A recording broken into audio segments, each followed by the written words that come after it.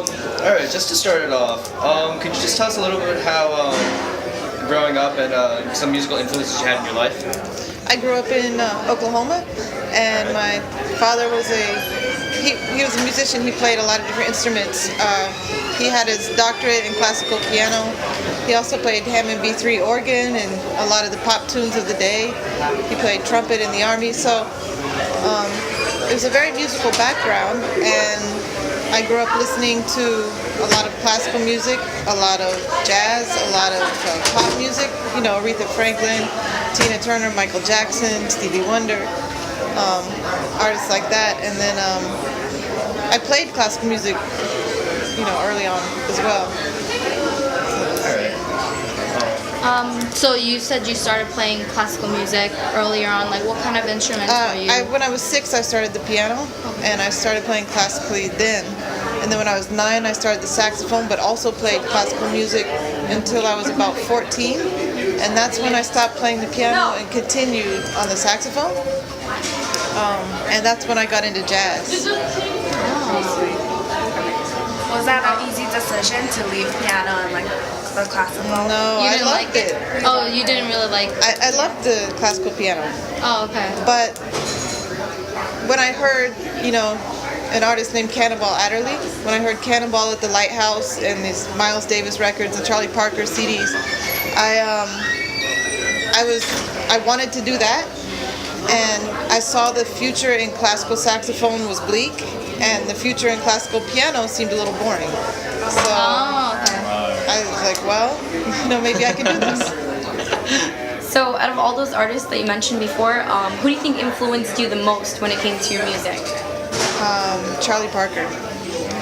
We actually learned a lot about him in our class. Wow. Yeah. Like one of our She's people we're studying. yeah, our professor's really passionate about jazz, especially. So Wow. she's really passionate about what she does.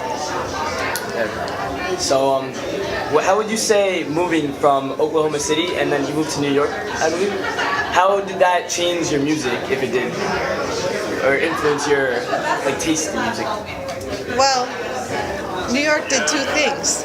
It made me get better really fast because everyone here is, you know, great. Almost everyone on the jazz scene is a great musician. And it really made me focus. It let me know what I wanted to do. Suddenly it was clear. When I moved to New York, things weren't really clear. And when I moved here, it was like, oh, that's what I want to do. So that, you know, so I focused my energy into that. And I also think my music got more aggressive. Yeah, more energy, more excitement in the music. And when was your move? Was that 1999. oh, okay. When would you say your big break was? Actually, I moved to New York in 2000. I went to Boston in 99 for a year. 2000, I was in New York. My biggest break was in 2007. In New York? Yeah, actually the bassist playing tonight. Oh. He's the head of the record label I'm on now, and he runs the Dizzy Gillespie groups, which I'm a part of. And I happened to go to a New Year's party. I was invited to go to a New Year's party at his place, and all of these jazz legends were there.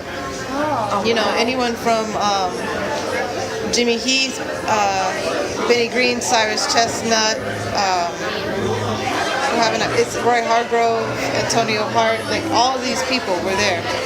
Maybe 40 people, you know, in a house. And everyone was taking turns playing. And Roy Hargrove had heard me at jam sessions in New York City and encouraged me to play on a tune. And I played, and John Lee was like, who is that? You know, I've never seen a girl play like that. So. His name is John Lee. Oh, really? We all just turned around for a second. That was the bass player playing tonight. Oh, wow. So were any of those artists featured in your album, Relentless? No, because I had recorded Relentless once already before he met me. Oh, okay. And then when he met me, I just said, well, let's just do it again and make it better. What more could you tell us about the Dizzy Gillespie group and how that started, and what was your contribution to this? Yeah, because we were learning about Dizzy Gillespie also Okay. too. Well, you know, Dizzy was one of the founders of bebop, and he had one of the first successful bebop big bands. And it started, I'm not gonna say when because I don't want you to quote me. Okay. But We'll fix it. I think Edit it. I would say in the early 50s it started, and guys like James Moody played in it, Jimmy Heath played in it back then. And now, through the years, it continued until Dizzy passed in, I believe it was 91. So the guys in the band now, like Louis Nash, Cyrus Chestnut, Antonio, got to meet Dizzy. Most of the players were there, and now they're starting to incorporate younger people who weren't around. So I'm lucky enough to be one of them, and I'm learning from the people who learned from Dizzy, and we're in the band. But I'm the first generation that's kind of like secondhand, Yeah. But everybody's very encouraging and open and warm. It's a great group to be in. So, how did you first start getting into jazz music? What appealed to you? Yeah, what about jazz? It was more free. Whereas classical, you would memorize this or learn this and have this particular thing, the technique, Kind of like a machine. Right. Yeah. It was less like a machine. You had the freedom to do whatever you wanted. You could express whatever you wanted. And it wasn't just, boring. It wasn't open. I mean, there's a framework, there are rules, it's kind of like a game or something, but the improvisation really intrigued me.